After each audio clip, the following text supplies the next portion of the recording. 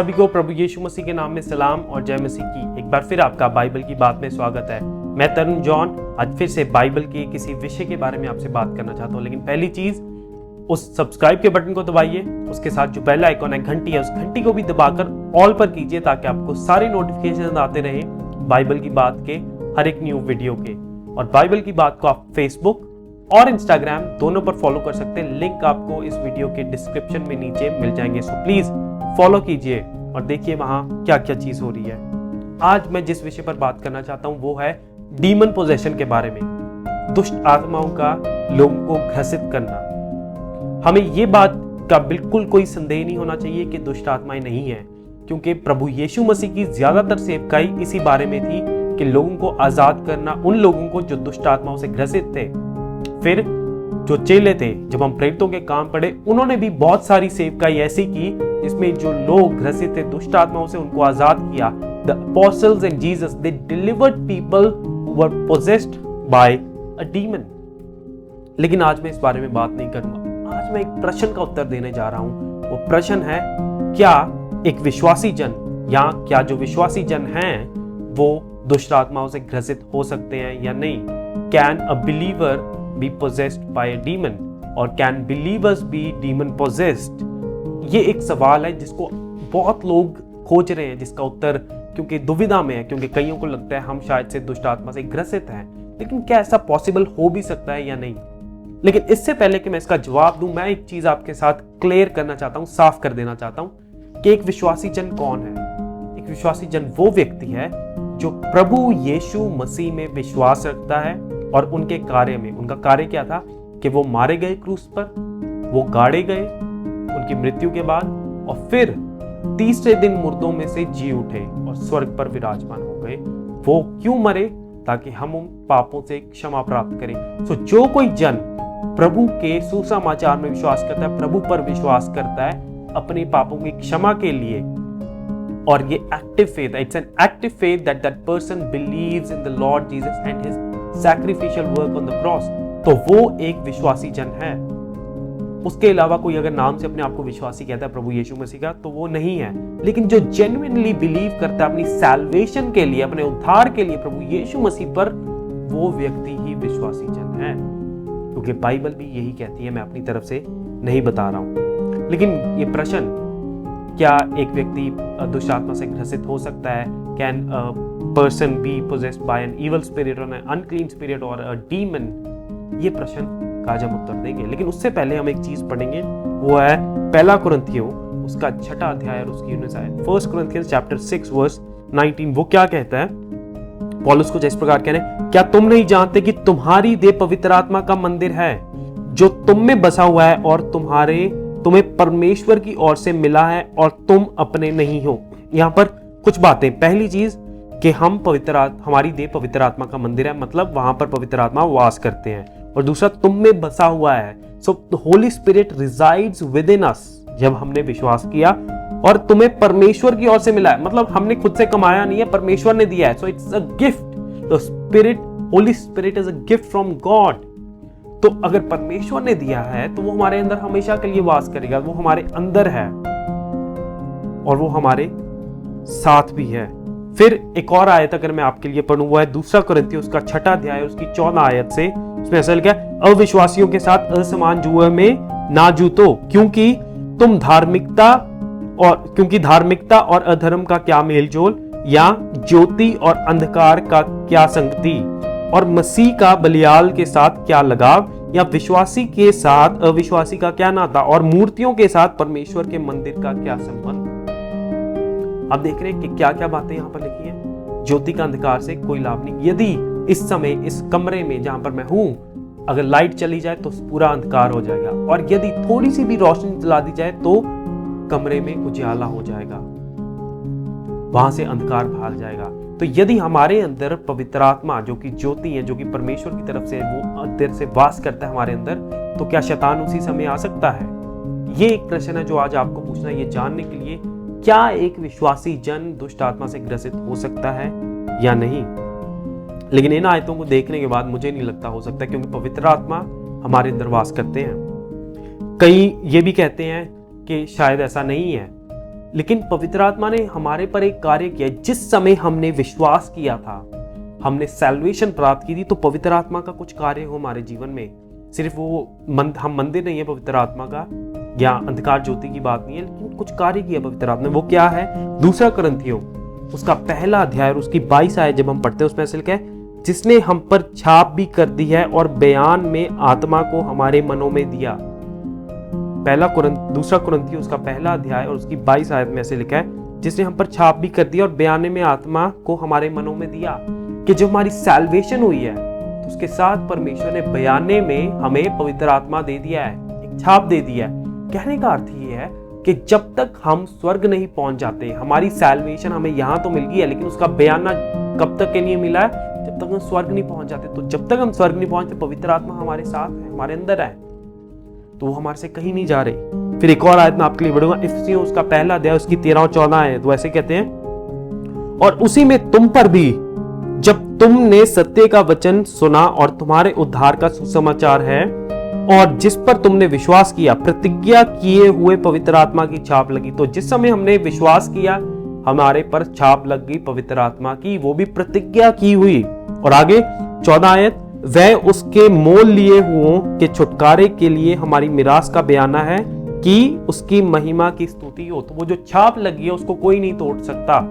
वो जो बयाना हमें मिला है, जब तक हम स्वर्ग नहीं चले जाते, वो हमारे साथ ही रहेगा। जैसे हम जमीन खरीदते हैं कोई, तो उससे पहले कुछ पैसे देते हैं बयाने में, और तब तक जमीन हमारी नहीं हो जाती जब तक हम पूरे पैसे नहीं देते। इसी प्रकार से हमें सैल्वेशन का जो प्रॉमिस मिला है, गिफ्ट मिला है, उसका जो बयाना दिया पवित्र आत्मा है। तो वो जो सैल्वेशन हमारी तब तक पूरी नहीं हो जाएगी जब तक हम स्वर्ग नहीं पहुंच जाते। आप समझ रहे हैं इसको कि पवित्र आत्मा हमें क्यों मिला? उनका काम क्या? उन्होंने हमारे ऊपर छाप लगा दी है, मतलब अब कुछ और एंटर नहीं कर सकता उधर। और कई लोग ये भी कहते हैं कि नहीं, जो पवित्र आत्मा है हमारे अंदर, वो हमें छोड़कर चला जाता है उस समय जिस समय हम पाप कर लें। तो हो सकता है कि उस समय पर दुष्ट आत्मा आकर हमारे अंदर वास कर ले, जब हमने पाप किया, क्योंकि पवित्र आत्मा को छोड़कर चले गए हैं। ऐसा नहीं होता, क्योंकि प्रभु यीशु मसीह की एक प्रतिज्ञा है। प्रभु यीशु मसीह इस प्रकार से कहते हैं, यूहन्ना द्वारा रचित सुसमाचार उसका 14 अध्याय और उसकी 16 आयत में, मैं पिता से विनती करूंगा और वह तुम्हें एक और सहायक देगा कि वह सर्वदा तुम्हारे साथ रहे। और वो सहायक कौन है? पवित्र आत्मा, जो सर्वदा तुम्हारे साथ रहेगा। चाहे हम पाप कर लें, पवित्र आत्मा हमें छोड़कर नहीं जाते, परंतु हम क्षमा मांगे तो हमें क्षमा मिल जाती है। तो जो लोग ये सोचते हैं कि हमने पाप किया, पवित्र आत्मा छोड़कर चला गया और दुष्ट आत्मा आ गया, ऐसा कभी भी नहीं हो सकता। यदि आप सच्चे विश्वासी हैं तो पवित्र आत्मा आपको कभी छोड़कर नहीं जा रहा, क्योंकि ये प्रतिज्ञा प्रभु यीशु मसीह की तरफ से है, मेरी तरफ से नहीं है। बाइबल ये कह रही है। और परमेश्वर ने इससे बढ़कर भी एक और कार्य किया है। पौलुस इस प्रकार कहते हैं, कुलोसियों उसका 1 अध्याय और उसकी 13 आयत में वो कहते हैं, उसी ने हमें अंधकार के वश से छुड़ाकर अपने प्रिय पुत्र के राज्य में प्रवेश कराया। किसे कराया? परमेश्वर ने। It is God who has redeemed us, who has give us freedom from the clutches of darkness and he has brought us to the kingdom of light of his son. ये परमेश्वर ने कार्य किया है। तो जिस परमेश्वर ने हमें अंधकार से उठाकर ज्योति में लेकर आए, क्या वो हमें दोबारा से अंधकार में जाने देंगे या अंधकार को हमारे अंदर वास करने देंगे? ऐसा कदाचित हो नहीं सकता, ऐसा परमेश्वर नहीं कर सकते। तो यहां से पता चलता है कि जो डिमोनिक पोजेशन है वो सिर्फ अविश्वासियों के लिए ही है, अविश्वासियों के लिए, वो विश्वासियों के लिए कभी भी नहीं है। लेकिन कई लोग ऐसा भी कहते हैं कि डिमोनिक पोजेशन जो है वो शाऊल के जीवन में हुआ था, क्योंकि शाऊल के जीवन में क्या आया था कि परमेश्वर ने अपना आत्मा उससे ले लिया था जब उसने पाप किया, और फिर परमेश्वर ने एक दुष्ट आत्मा दे दिया था।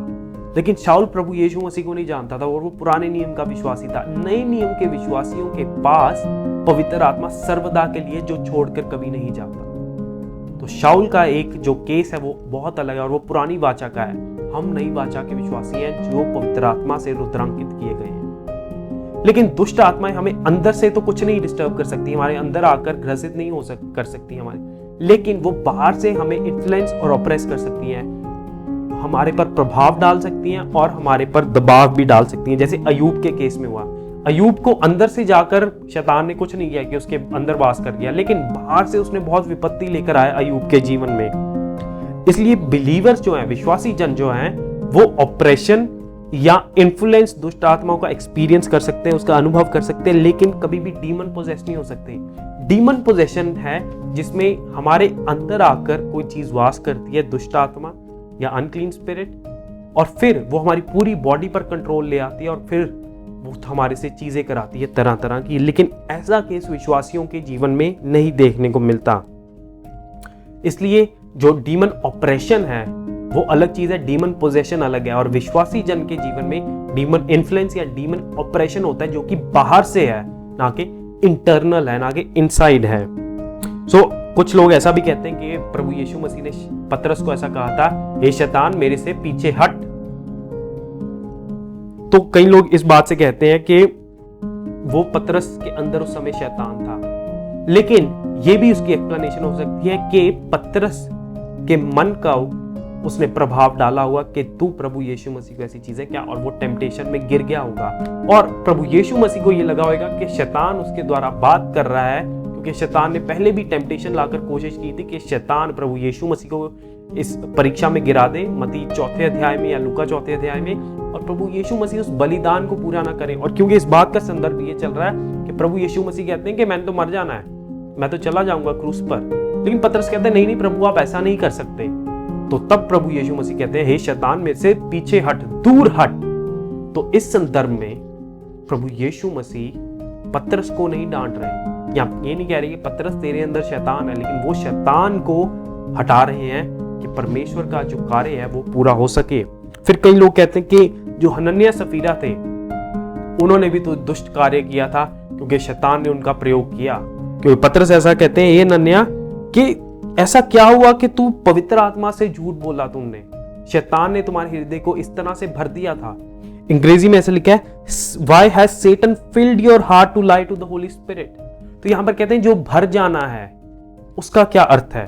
जो भर जाने का अर्थ ये नहीं है कि शैतान उनके अंदर जाकर वास करने लग पड़ा। हिंदी में कुछ इस प्रकार से लिखा है, मैं आपके लिए पढ़ूंगा। हिंदी में बहुत सरल तरीके से लिखा है।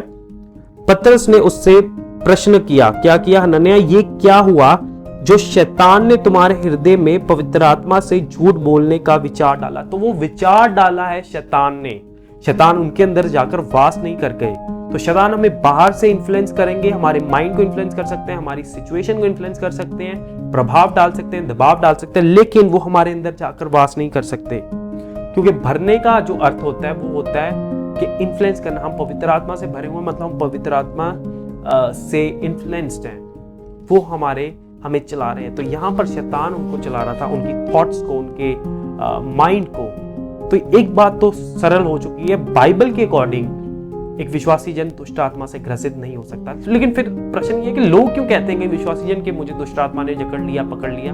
हो सकता है कि उनको दुष्ट आत्माओं ने ऑप्रेस किया, इन्फ्लुएंस किया, प्रभाव डाला, दबाव डाला, लेकिन उनको ग्रसित नहीं किया अंदर से। या वो जो लोग ऐसा कहते हैं उनको सच में दुष्ट आत्मा ने ग्रसित किया है, क्योंकि वो विश्वासी जन है ही नहीं। उन्होंने प्रभु यीशु मसीह में एक्टिव ट्रस्ट नहीं करते। They don't believe actively in the Lord Jesus and His sacrifice। तो या वो लोग झूठ बोल रहे हैं कि वो विश्वासी जन है और दुष्ट आत्माएं उनके अंदर हैं, या वो लोग विश्वासी हैं ही नहीं और दुष्ट आत्मा उनके अंदर वास करता है। तो जो भी हो, जो विश्वासी जन है वो बचे हुए हैं, क्योंकि उनके अंदर पवित्र आत्मा वास करता है। वो सर्वदा के लिए, वो हमें कभी छोड़कर नहीं जाता। आइए प्रार्थना करते हैं। धन्यवाद पिता कि जो पवित्र आत्मा का कार्य हमारे जीवन में हुआ है वो सर्वदा के लिए है, जब तक हम स्वर्ग नहीं पहुंच जाते, और तब तक कोई शैतान की ताकत हमारे अंदर आकर वास नहीं कर सकती, क्योंकि आपने हमें छुटकारा दिया है अंधकार से और आप हमें उजियाले में लेकर आए। धन्यवाद इस कार्य के लिए। इस प्रार्थना को प्रभु यीशु मसीह के नाम में आमीन। आशा करता हूं इस वीडियो के द्वारा आपको ये महत्वपूर्ण प्रश्न का एक सरल सा आंसर मिला, जवाब मिला। प्लीज लाइक कीजिए, कमेंट कीजिए, शेयर कीजिए, सब्सक्राइब कीजिए और बाइबल की बात के बारे में दूसरों को बताते रहिए। बाइबल की बात तरुण के साथ तो चलती रहेगी, तब तक के लिए देखते और करते रहिए क्या, बाइबल की बात।